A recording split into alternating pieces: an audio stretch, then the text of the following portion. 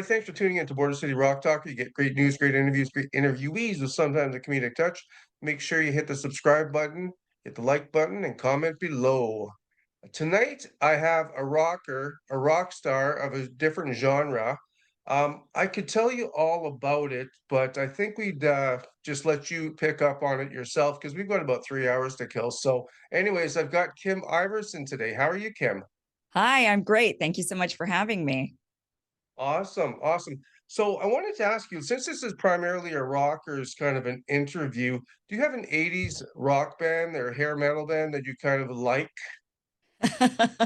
So I don't. I was born in 1980, and this is kind of more my brother's era. My brother was born, he was like 4 or 5 years older than me, and he definitely was big on the hair bands and the rock scene. But my husband, who happens to be 8 years younger than me, he acts like he was born the year my brother was born. They have all the same likes as far as music and all kinds of things. So anyway, I had to ask my husband, what was your favorite 80s rock band or hair band? And hair band, he had two answers. I first asked, what's your favorite 80s hair band? And he says, Whitesnake, Whitesnake all day, always Whitesnake. And then I said, or rock band. And he goes, oh, well, rock band, that's different. That's Guns N' Roses. So I don't know the difference, but he You know apparently what? had a difference. It's kind of an intertwining kind of thing. Yeah, a hair band is kind of the flashy, kind of like the big hair, like Yeah. with the name hair band, like you got Motley Crue and you got Whitesnake. And then rock band's kind of like, it doesn't matter what their hair is, it's just about the music. So yeah, for sure. And what's your husband's name again? Keith. Yeah, Okay, his so name's tell Keith. Keith he's right on target with those two And bands. Awesome. what his favorite, now this is not an 80s band, but they're similar, is I don't know if you're familiar with Steel Panther. So that's I interviewed his. Lexi Fox, Oh yeah, that's Travis his. Haley. He loves Steel Panther. We go to their shows whenever they're here in town. So that's we're big Yeah, I Steel mean, Panther fans. they're so politically correct and nice boys. Yeah, totally.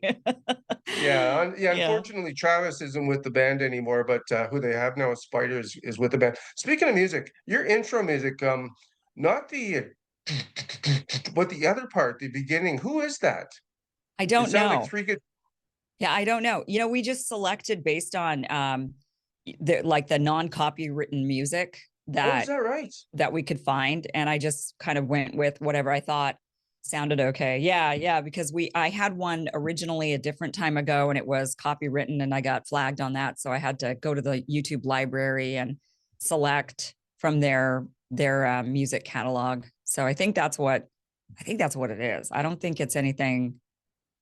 It's fine. It's funny you say that because like the intro, you can hear there's like three guitar strings playing. I play guitar not very well, but I mean I play it and it sounds like it's out of tune. And I'm not the only one who said this. Maybe your husband has commented like that sounds like that's out of tune, the two strings.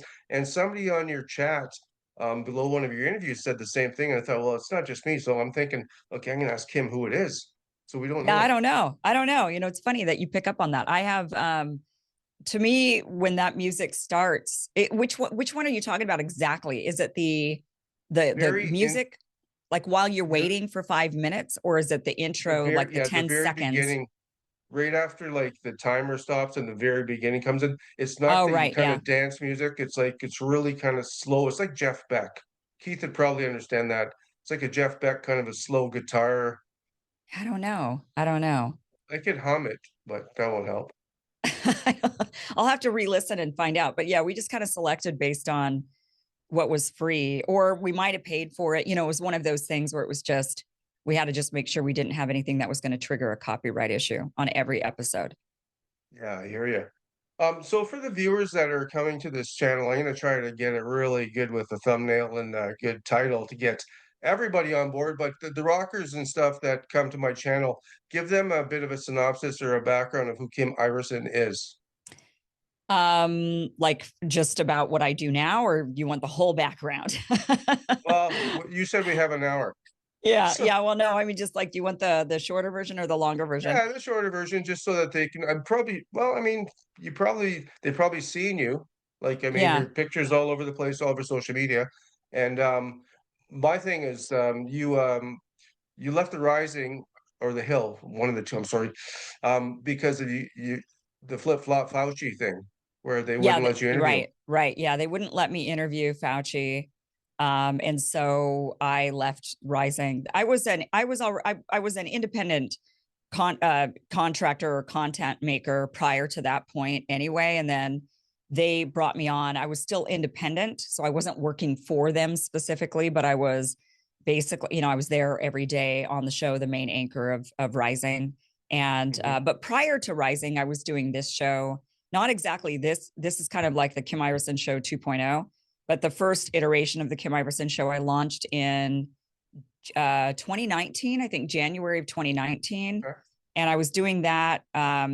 And it took off. That was in the right when the candidates started to announce that they were running for president. I was covering the Democratic primary quite a bit, Tulsi Gabbard a lot, Andrew Yang a Yeah. lot, all of them. And the channel grew and I was doing really well there. And then COVID hit. I got hit really hard with COVID. My channel was, I got demonized, demonetized. I didn't get deplatformed, but I was definitely censored quite a bit. And then I ended up getting the job with Rising, and I was with them. I Okay. was still doing some content on my channel, but I was with Rising every day, and that was a lot of work because I had to be up at 3 a.m. every day to do that. Because I live in Los Angeles, and they're Sure. based in DC, and it's a morning show, and we'd start taping at 7:30 in the morning Rising time, which was 4:30 for me. So I had to be up early for our first meeting, which was 6:15 their time, and then left when Fauci wouldn't let me, when them and the Fauci team, it was kind of both, wouldn't let me interview Fauci.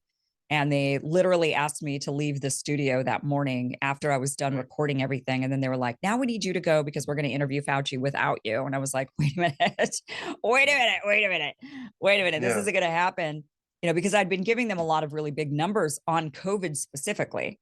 And Right. people were tuning in. The audience was tuning in to watch about COVID, and they were really wanting to see me talking about COVID. And then the fact that they brought on Fauci and they wouldn't let me be the one to interview him was like, that's the audience is not going to even, they're not going to go for this. I can't stick around. So I had to leave. And then I struck a deal with Rumble. And now I've been doing this Rumble iteration of the Kim Iversen show for the last, I think we're starting the third year right now, is the beginning of Right. three. So 2 years. Yeah. Wow. So, just to throw some names out there, who are some big names you've interviewed, and can you name one that you were like nervous about? Um, on You look pretty relaxed, but I mean, you never know. But Yeah, there's always one. I mean, on this show, I haven't. I've before I did political talk, I was a radio talk show host, Right. Yep. and when I did radio for a long time, and I was on music radio stations, I wasn't doing talk radio. I was actually on the FM dial across the country. So I did, I've interviewed a lot of really big names in music and in radio, but I don't know. Like, and on this show, I don't feel I feel I don't know who I've interviewed that's really big, like my biggest names that I've interviewed on this, because they're also, I'm anti-establishment, Yeah. so I don't Well, I get the mean, establishment Frances people. Hogan, you've I interviewed have her. Okay. I mean, you throw out names and I wouldn't know half the Well, people that she's I've the already power of one, interviewed. the I've Facebook interviewed so many whistleblower. people. Okay. I've interviewed so many, every day it's like there's somebody on the show. So I always forget. I have an archive that I keep so that I can remember.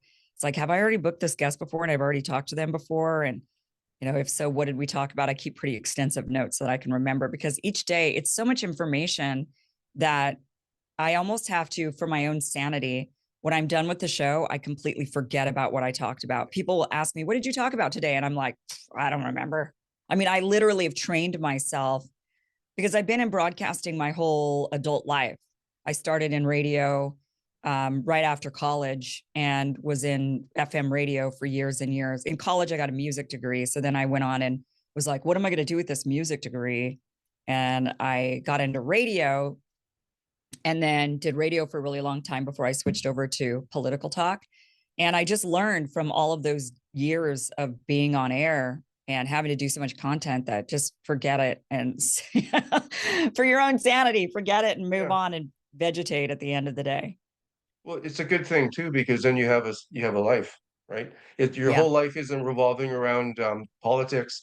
and your show. So you know what I mean, it's good that you can just walk away from the set, so to speak, Yeah, I have and to. then have a Yeah. family life and stuff like that. Speaking of Yeah. family life, how are the dogs? The dogs are okay. We have Lady and Scarlet. Scarlet I've had for 10 years. She's 13. And Lady we just got 2 months ago and she's a Mhm. little over one. And Scarlet this week has we were really unsure if she was going to make it. So this week was a really tough week. Okay. We were Oh, yeah, up she's all older. That's night. right. Yeah. She's older, so we were up all night, didn't get much sleep this week, kind of keeping an eye on her. She wasn't doing well. So we're hoping Scarlet. I mean, she is, 13, so we know that it's inevitable. She's kind of Yeah. lost a lot of mobility, and we've built ramps around the house because we have a lot of stairs, and we built ramps for her to go up, and she wears a harness for us to kind of like help carry her up. And but yeah, I think, she's a happy dog. She's the best dog. This dog, Scarlet, has I will never have a dog as good as Scarlet. Scarlet is the best dog in the whole world. And I think it was because before Scarlet, I had a dog named Lucy, and everybody called her Lucifer because Oh, really? she was Naughty dog. literally the worst dog. I mean, she was feral when I adopted her. So she didn't know, she just was like feral. I mean, fully feral. So Really? she had to be socialized, and that was really, really tough. It took years and years to socialize Lucy. So she was a tough one. But Scarlet, I felt like, was the karma for me taking care of Lucy for so long and loving Lucy and going through all that. And Lucy got lucky. She was my very first dog. So I didn't know the difference between a good dog or a bad dog. I just thought, well, I got this dog and she's a lot of work, and she requires a lot of, there's just so much that I Yeah. have to do for this dog. And I had no clue because I always had cats. And Yeah, me too. Yeah. so now with when I got Scarlet 10 years ago, it was like I felt like the universe was giving me the best dog in the world because I just had the worst dog, I'd say the most difficult dog. I love them both. Yeah. But now, yeah, but Lady is like a normal dog. Like I got a normal Right. one now in Right between. on. Okay. So when you started your career in broadcasting, and when you started, well, it's interesting how we both think alike in the way, and I'm just wondering why that is. I caught on to C19 right away, within 2 weeks.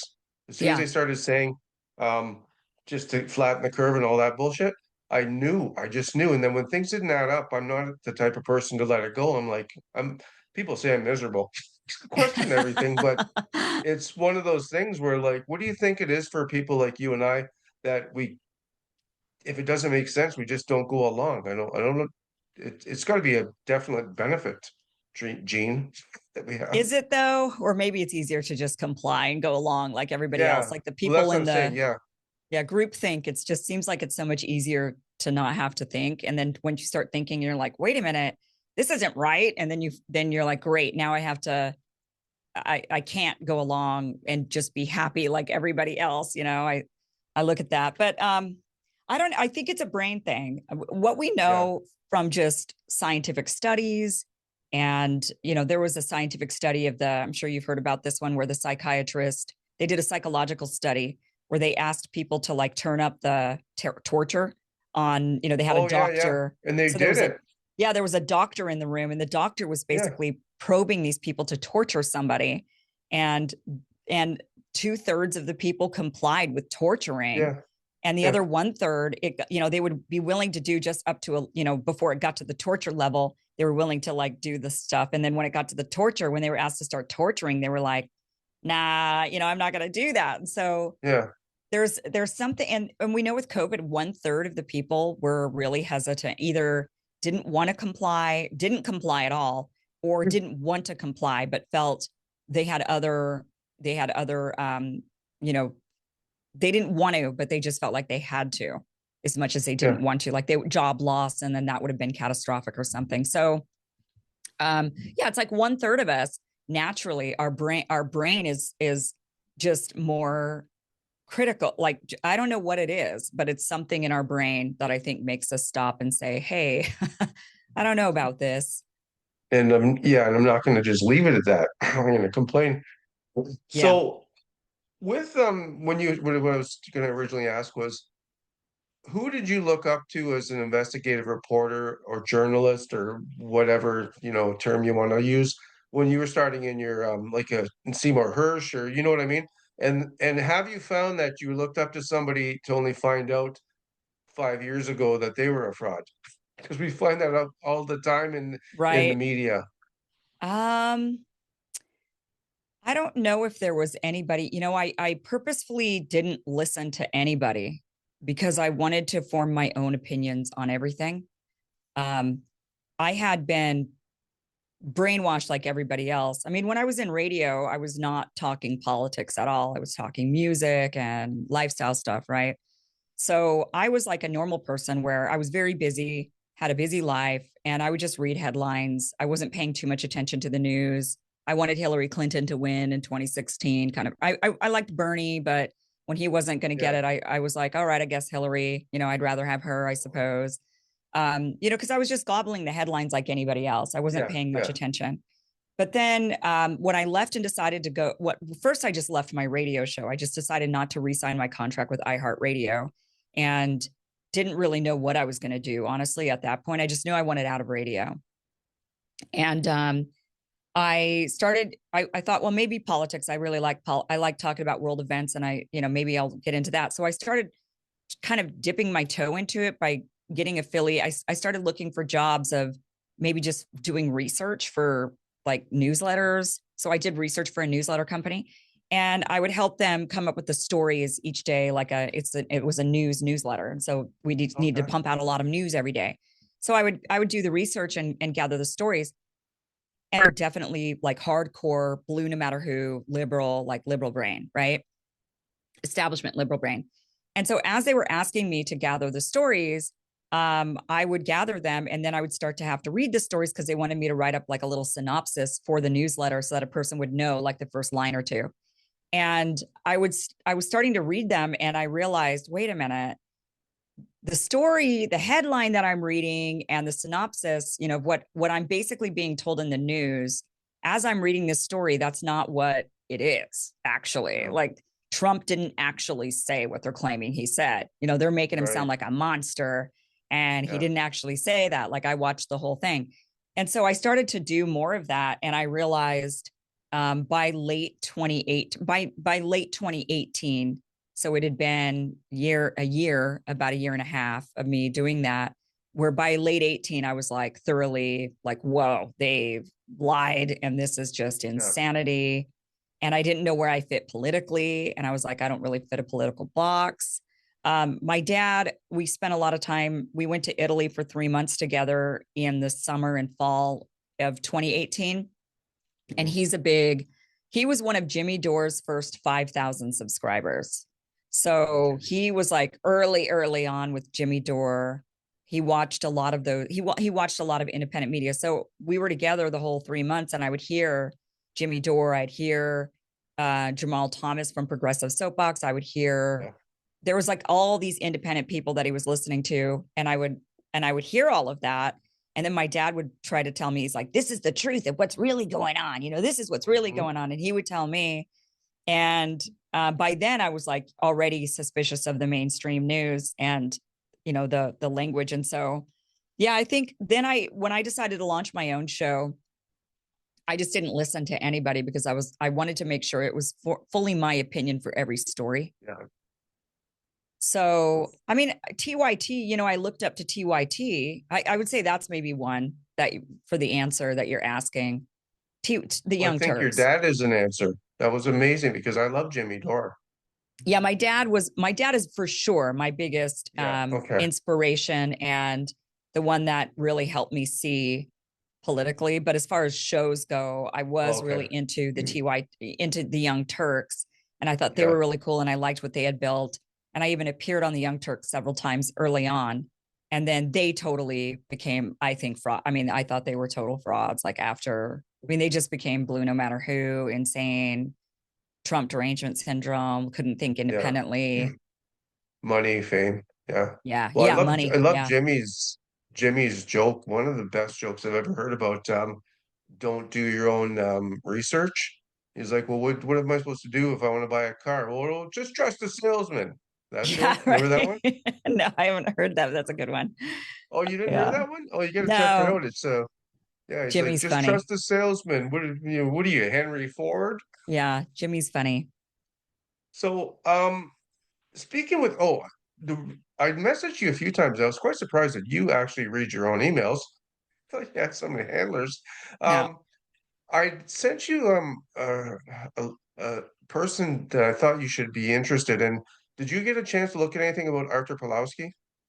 So is he, I looked him up, but is he like super he's anti-gay and anti-abortion. Is that guy? Or is that a different guy? No, well, I mean, you might have Okay. hit that on the headlines, but no, he's the thing with Arthur Pawlowski was he was feeding the poor in Calgary, Alberta in 2018, 2017, 2016, and they were fining him and all this stuff. So he'd racked up 115 tickets.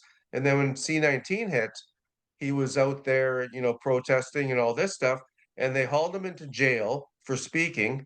And then when we had the Freedom Convoy in Canada, he was at the border of Coutts, Alberta, and I think North Dakota. I don't know which state it was, and he was telling people to go to Ottawa and protest.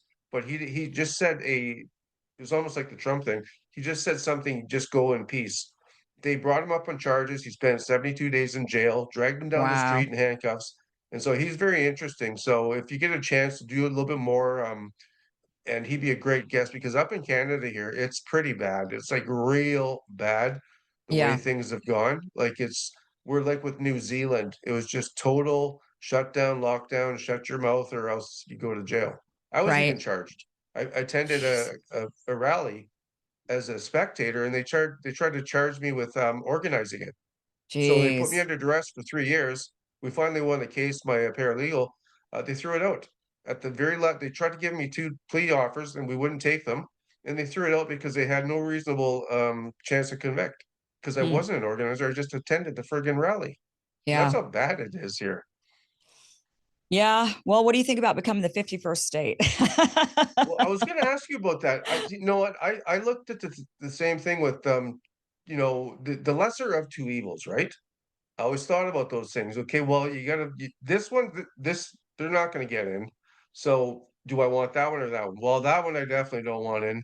This one's got some issues too, and I'm the same way with Donald Trump. I mean, I think he's a lot better for the United States and the world than the other one was. Yeah. But at the same time, his way of negotiating and his way of throwing things out there, like with Panama, Colombia, Denmark, not Denmark, Greenland, Canada. I don't know. I don't know what the deal is. Like tomorrow, which should be Saturday, the 1st of February, we're supposed to get 25% tariffs on everything. Same with Mexico. So I don't know. I mean, I love your country. I mean, I love my country too, but yeah, I don't know if it's just the way he is just to make headlines and then, rein back. Instead of 25% tariffs, as Canadians, we're pretty passive. So if he says 15%, we're like, yeah, that sounds good. Last year we had no tariffs. This year we got 15%, but that sounds great. So, I Yeah. mean, Well, yeah. we'll see what So, happens with that. I mean, obviously, I don't think he's really serious about Canada becoming the 51st state, but then again, you never know with that guy. I mean,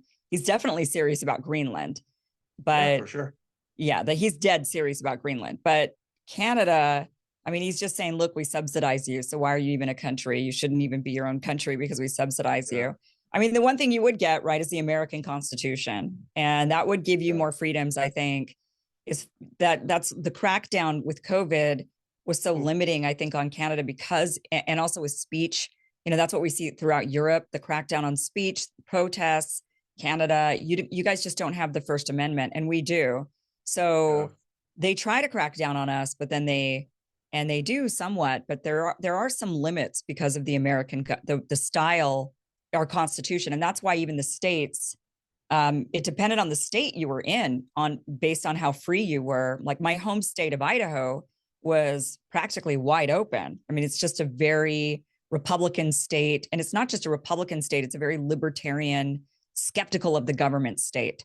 So Idaho was wide open. I live in California, and California was less wide open, but it really depended on where you were in Yeah. California. Which Like county? Los Angeles was worse than Orange County. My husband and I would go down to Orange County for dinner because we could actually get into a restaurant there, where in LA everything was shut down. It was that kind of a Oh, yeah. thing.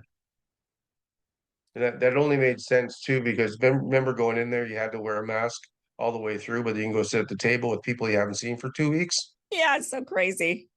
I That's mean, it one was of the things about crazy. critical thinking is I realize it's like, why don't you guys get this? But speaking of YouTube, now when you have your show, you start off on YouTube and then you say we're going to Rumble. Did you lose your show on YouTube at all, or did you get some major strikes? Because right now you got, I think, Candace Owens, Jimmy Dore, Pierce. Everybody talks about C19 and there's no issues. But is it Right. with you that you're just like you just never know with their algorithms? You never know with their algorithms. I think I definitely got hit with COVID. What happened in 2020? So in 2019, my channel grew like gangbusters. I mean, I was getting 20, 30,000 subscribers a month. And then suddenly in 2020, um, I had no subscribers, not a single new subscriber. Like, how is that possible? I would watch it go up 100, and then I'd lose 100, and I'd go up 100, lose 100, go up 100, lose 100, and it just did that throughout all of 2020. So they were definitely limiting. That was after I did have a couple of videos removed when I questioned whether or not the lab leak theory possibly happened early on in March. They ripped that off and I think put a major limitation on my channel, and that's what triggered where I Yeah. couldn't gain anymore. And then there's been periods of time where there must have been a glitch in the algorithm because I didn't gain any for that whole time. And then suddenly it was like July of 2021, I gained 30,000 subscribers in a week. And it was like, wait a minute here. Somebody You know, turned the button. yeah, like what happened? Like they finally unleashed and let me have some of my subscribers, and then they stopped it again. And it's been really limiting. But now I received an email survey like 2 weeks ago or 3 weeks ago from YouTube where they're asking me all these really strange survey questions. But the survey Mhm. questions had to do with kind of like community guidelines and censorship and things like that. And so I got the sense, oh wow, they're rethinking their policies and they're maybe going to Yeah. start lifting up some of these bans. And I have noticed since that survey that my video numbers are going up again. So, and my subscriber numbers are going up. So I think they might be, with X being free speech and now with Zuckerberg coming out and the CEO of Google was at Trump's inauguration, I think we might see like they're starting to lift up on the censorship thing. I think there'll still be censorship, Yeah. especially, they're attacking anti-Semitism, like whatever that is, because they're redefining anti-Semitism all the time, Yeah. and adding new things to it. And so I think we're still going to see some censorship with anti-Semitism, but that they call anti-Semitism, even though most of it is not actually anti-Semitism. Well, it's whoever's But paying the bills or donating that's behind yeah, it. So right. yeah, the interesting thing is that with a trillion-dollar company or billion-dollar company like YouTube, as opposed to Rumble. Although what I heard was Rumble might have like I don't know, 5,000 square foot office space with servers, but YouTube's got 15 football fields full, so they don't have to worry about market share loss that much. But Right. the interesting thing is with YouTube is I don't understand how you can't submit your interview or your video and then the algorithms hit it before you put it live and before you get the ding. Because I got that happen to me twice. And that's why I'm very careful now. So I have a rock channel and then I had another channel. And I'd interviewed Dr. Carrie Ma Day. Hopefully they don't hit this one. And then Dr. Leonard Horowitz, both that were so anti you know, jab, Yeah. and I didn't realize at the time until the second one is they can take down any channel you have. So I thought I was protected with my rock channel. So I don't know why they don't have an algorithm that you can set up your video to spin it, and then it'll say, okay, this is going to get flagged, so don't put it live. Yeah, they just I mean they kind of do a little bit. I do have when I upload a video, it might give me a yellow dollar sign saying it's limited. Oh And yeah, for then copyright and monetization for sure. yeah, or even for if they don't like the title or they don't like the thumbnail or Oh really? something. Yeah, they'll do Okay. that. And then so they have said to me, you should upload and wait for an hour and then like don't Oh, publish it right away, wait for about an hour, let the I didn't know algorithm that. kind of go through it and see, and then you can hit publish. Yeah, if you just upload everything and then don't publish it right away, but just schedule the publish for like an hour or two and then see what happens. But they still Well, don't, they're not that great. I mean, they'll just tell you whether or not you're going to be monetized or not, or have limited ads, but they don't really tell you if you've broken community guidelines. That's when they get you Yeah, later. And then when they change community guidelines, the problem is they retroactively apply it to every single right. video you have on the channel. That happened to what's his name, Rachel Blevins. I hope I Yeah. didn't butcher the name. Yeah. It was Rachel Yeah. Blevins. Yeah. Yeah. Oh, I There's been can't a believe I lot of remembered. people. Yeah. They did that to me also during COVID. They went back and dinged a couple of my videos when it was fine to talk about certain things. And then later on, they were like, it's not okay to talk about this anymore. And yeah, I mean, but now, and that's the thing is it's just not clear what we can and cannot talk about. You know, Yeah. they just have this whole notion of what's, you know, dangerous ideas and dangerous speech. And um Danger. Yeah, that's crazy. Yeah, like people can't think for themselves, right? right. That's what they think. They just think we're stupid and that Yeah. they have to be the gatekeepers because they know better than us. You know, it's very big brother. Yeah. Well, for sure. Well, actually, have you read that book? 1984? Yes. Yeah. Yeah, it's Yeah. It's amazing how during C19, I say that because I don't want to track the Y2 algorithm. So I say yeah. C19, that's my own thing. But yeah, I mean during 2022, I was like, holy shit, this is literally like Yeah. Big Brother. Right. You It's the wonder same. how they knew about to write like the CIA is deeply involved in a lot of stuff in Hollywood, in my opinion. But yeah. So I don't want to forget this one question because I know our time is limited. Did you see I tagged you on X? I don't you probably got a million people doing that, but I don't know what you think about Jackson Hinkle. I'm not a big fan or not a fan, but I guess the Trump team is going to start taking interviews from podcasters and have you put your name forward. I didn't see that. Yeah. I because I blocked Jackson Hinkle on X. Okay. I So didn't no, block nothing him, personal. but I don't. No, it's nothing personal. I know Jackson. I'm friends with Jackson. Totally fine. I just got annoyed with all of the posts. I just was like, this is, Okay. um, Yeah. yeah. Yeah. I just, you know, I don't know. Right. I don't know what's going on with his posts, so I kind of hid the posts, so I can't really see them. Okay. Um, yeah, so I didn't see that. I didn't see that they were doing that. I can't imagine. But would you put your name That's my forward? Well, theory. I guess you would. Obviously, there's a Yeah, no-brainer. yeah, I would. Yeah, I would put sure. Yeah, I would put it forward to interview Trump for sure. Wow. And I find it interesting your thoughts on Tulsi because I was I don't know, fan, but I mean, I like the way she talked and the way she would who did she throw down into the mud? Hillary and I think Kamala. Yeah. And I like, but it's exactly how it does change. It's like interesting how her issues on certain things don't make sense with the 9 or 10 that are in the same boat. You know what I'm saying? So you're friends with Tulsi, or I don't know if colleagues or friends, but what do We you make of were that? friends. I would say. I would say we were friendly. Like we never hung out or anything, but I've seen her in person several times. You know, interviewed her and had. I would say I was definitely friends to a level. You know, not great Yeah, friends, but friends. And then we are not anymore. So yeah, that's because I started criticizing her and not only her stances, but also I just was really I didn't approve of what she did after she stopped running for office. So I felt like, you know, my big criticism of politicians, I just wish that we could go back to the days of Jimmy Carter. You know, and I'm not talking about Jimmy Carter as a president or politically. I'm talking about like he was just a good person and he yeah, didn't try to enrich himself after being president. He was the last president, in fact, who just like went back to his peanut farm and went back to his normal life. And when he did have money involved, it was humanitarian. You know, he did a lot of charity work and humanitarian work. He wasn't looking to enrich himself and go live in the Martha's Vineyard, you know, or something like that, like the rest of them yeah, have. And, you know, I want to go back to those days. I think that that's the ethical and moral, you know, these are public servants and then they should go back to that. So I just, you know, it's unfair to criticize her when they're all doing it, I suppose. But I just had her at a higher standard where I didn't want her after her political career to go and parlay that into a way to enrich herself. I was annoyed by that.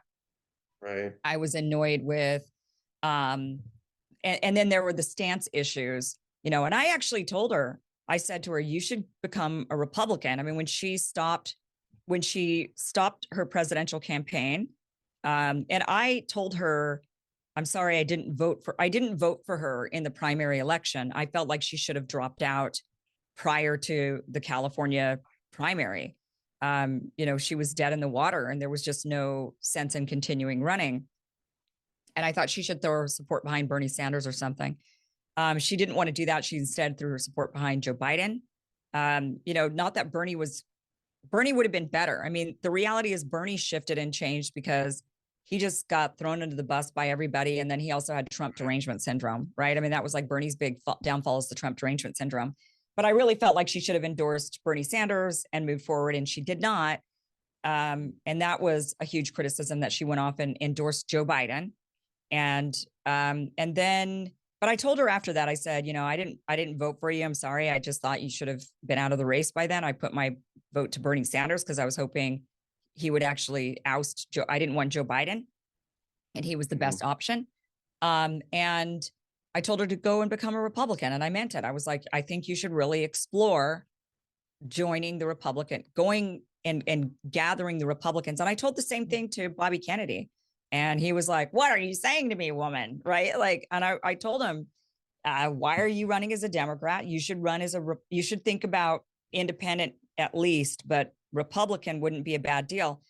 And he was like, no way, I'm a Democrat, I'm a Kennedy. And I was like, yeah, but you're not, they don't like you. You got to get out of there. And he eventually did that. And then I even encouraged him, not personally, but through his team, because I was in contact with a lot of people that definitely had his ear, and they would call me and say, what do you think? What do you kind of, what's your sense of how voters are feeling and thinking? And I just told him, I said, if Bobby wants a path, he needs to go and join Trump. And that's the reality. He needs to be his VP. And I really thought he's got to be his VP. He will be one step away from the presidency. And not only that, but Trump can only do 4 years. And in 4 years, Bobby could run again and win. Right. And that would be his path to the presidency. And he, I guess, struggled with that. He really didn't want to join Trump. He had like a lot of inner battles and struggles. He ultimately swallowed that and did join Trump. And I think he's happy that he did ultimately, right? I mean, it's working out. We'll see what happens if he gets Secretary of HHS. I still think, though, he is primed to run again in the Republican primary for president. And I think he might get a lot of people in that Republican primary. I think he might grab a lot of people if he does a really great job as Health and Human Services Secretary. But, but yeah, I guess, what was your question? Sorry. No, I actually forgot, but I like the way this is going because people watching, and probably that was the question, you guys. But what was I going to say? The only thing, this is what I was going to say, is it was really good of you, and this shows your integrity. Just the other night, today is what, the 31st? I think it was last night, you talked about Tulsi and you gave her props for the way she responded and answered. In her opening 9 minutes. I thought she killed it. I thought she killed that hearing. I mean, there's always criticisms that could be had of both RFK Jr. and Tulsi during their hearings, hearing RFK Jr. say over and over, I'm not anti-vax, yes. I'm not anti-vax, right? Well, he was actually saying I'm pro. Right. Yeah. He said, I'm pro-vax, I'm pro-vaccine. And he even said some vaccines are good. And he's really never said that. He's always said there's a problem with all the vaccines and we have to work on those. Right. And so he changed his tune a little bit, rather than just owning it and saying, you know what, guys, all medications could be improved. So why don't we work on improving every single one? Every single medication on earth can be improved, every single one of them. So let's work to improve them, to up the safety profile, up the efficacy. Why don't we do that? That would have been a better answer, I think. And Tulsi, when the question of Edward Snowden, and she just kept saying, he broke the law, he broke the law, he broke the law. I think that the answer, I mean, it's like, what are you going to do? Get the votes from the people. You need them. So you have to placate these people because they are the ones who are going to. Yeah, you have to, unfortunately, a little bit. And I think we all kind of understand that in those hearings. So I understand why they answered the way they did. Yeah, but, me too. Maybe with Tulsi, a better thing would be to say is, look, Edward Snowden exposed the US, that the US was actually the traitors to the country, that the US was operating as a treason traitors and not Edward Snowden, Yeah, and that we should not be allowing it to be illegal to expose the crimes. Exposing for crime should sure. not be illegal. Yeah, So I don't know, you know, I mean, but I understand what she was saying. And but I know I thought she killed it. I mean, I've had my yeah. problems with her personally in the past, or I've been critical of her. Um, you know, I've been very critical of her policies and the flip-flopping that I've seen over and over and over again. She's had a lot of Hmm. flip-flopping. And I don't know which one is sincere with her. I don't know if she was more sincere. I think she did a lot of flip-flopping to run for Democrat president when she was in the primary. She had to Right, walk back a lot of statements she had previously made that were ultra conservative. So I don't right. know if, and then she'd say, I had a change of heart. I, you know, felt now I feel this way about gays and gay marriage when previously I didn't. And I don't, and now she's kind of flipped back. So I don't know if she was not, if she wasn't genuine because she was trying to run as a Democrat, or if she's now not genuine because she's trying to be a Republican. Like, I'm not sure which is Yeah, which. And also the big one on war. I mean, now she's pro certain wars. I mean, yeah, she's against certain wars and she's pro other wars. yeah. I mean, that's the. It's like I'm just thinking of Cyndi Lauper. Like you're too young to know who she is, but money I know changes Cyndi everything. Lauper. I Well, was you know growing that up in the money changes 80s and everything loving song. I She don't know, had the maybe. song "Money Changes Everything," as well Yeah, as she had "Girls Want to Have Fun." right. So I know we're getting to the time where you've got things to do, and I really appreciate your time. I don't want to forget this one though. When you go grocery shopping and stuff like that, you and your husband, you go incognito.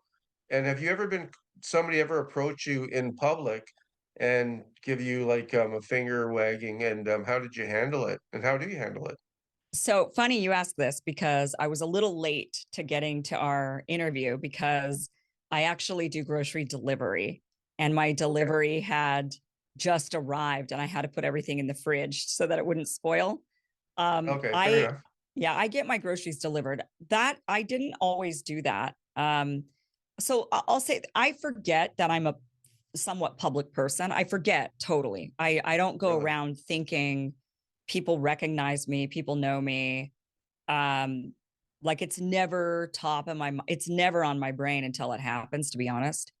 But with the grocery store, I will say that I started. It's probably just a bad habit. I'd like to actually go back to the grocery store and start going again. But during COVID, in particular, I don't know. Maybe now I still, I, I know that my stances are controversial. And during COVID, for whatever reason, saying the vaccines didn't stop the spread, which we can all now say because they don't, was a really controversial thing for people. Like I was just a crazy grandma killer, I guess. Um, and so that made me really nervous going out in public because Okay. I was, especially when I was on Rising, really highly visible. Like Are you there? I'm here, but I Oh don't my see God. you. Okay, hold on. So, yeah, just something. This is my luck. This just, I just got booted out of my own interview. Okay, so you're still Sorry. there? Yeah, I'm still Okay. here. So on Rising, a lot of people really recognize me a lot, and because I was saying things that were highly controversial for the time for during COVID, I did kind of become a hermit. Um, Mm. and and then I kind of stayed a hermit because I just got used to that and I didn't want to come back out. I was a little bit Okay. afraid. So not only did we have the lockdown, but then on top of that, I just had not that anybody really, nobody's ever come up to, only once ever, actually at a Tulsi Gabbard event when Tulsi was here in LA and it was a fundraiser for her. And I went to the fundraiser and I did have somebody come up to me and really harassed me for a long time about one Really? of my stances. Yeah, about the Kurds and the Turks and like the skirmish with the Kurds and whatnot.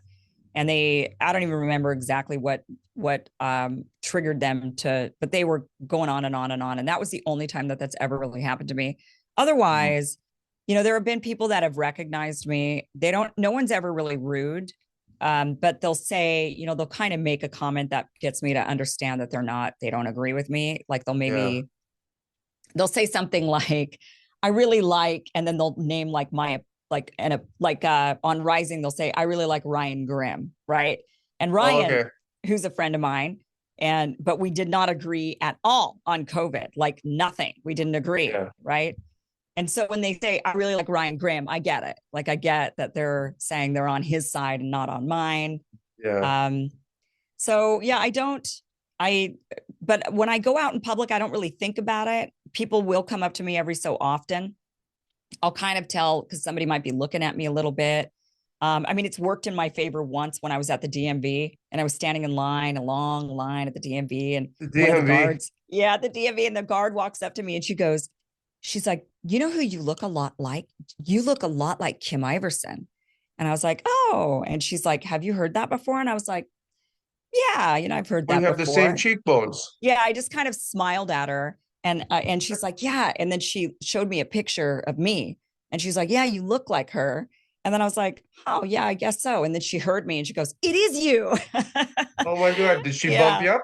Yeah, she did. She like Oh, escorted me all the way wow. up to the front. And I was like, oh, you don't have to do that. I was happy to wait in line. I mean, I don't really want to Yeah. skip a line or anything, but it's the DMV. Who really wants to? I mean, if it were anywhere else, I'd have been like, nah, but I'll stand in line like everybody else. But the DMV, I don't want to stand there. I hate the DMV. Yeah. Like nobody likes it there. So, Let's and just then get this out of the way. Yeah. and they were more accommodating, a little bit more accommodating about like I was careful with which address I was wanting to put on my driver's license and all of these things. I was like, can Okay. you, do some modifications and whatever. And they, within the law, they let me make some changes within the law to protect my Within the privacy. law. You Yeah, I don't want to mean, be Judas Priesting it, breaking the law. no, Yeah. but I mean, just for my safety, I definitely have to I Yeah. need to be very careful about where I live and my number, what's listed Who knows publicly where out you there. live and all that stuff. Yeah. Yeah, right. All the information because there are just crazy people. And I've had a couple of them. I mean, they're rare, but they exist. And it only takes one, to Yeah. be Make too a difference. crazy. Yeah. So maybe we'll get you on and we'll talk about not where you live, about your um how do you say your with the fires recently. I mean, that's insane because you sent me the picture of when we were supposed to Yeah, postpone the the interview or first something, and you're like, yeah, this is what I'm looking at. Yeah, I was looking And at it's fire cresting over the hill coming straight at us. wow. Yeah, so we're on the Honest. other side of the hill from the Palisades area. We're in the valley. We're in the Okay. valley. And in the valley, we just got surrounded by fires. I mean, the fires were coming at us from the Palisades fire. We had another fire, the Kenneth fire coming at us. We had in the north the Hearst fire surrounding us, which wasn't affecting our home, but we have family. We have my husband's grandmother who we care for, and she's 97 years old and she lives up there. And so there was a potential we were going to have to evacuate her. And people were kept Oh, saying, wow. like, why don't you evacuate her to your house for now? And I'm like, we don't know if we're evacuating because this other fire, like she's dealing, we're watching the fire creeping up to her house, two fires creeping up to her house. We've got three fires creeping up to our house.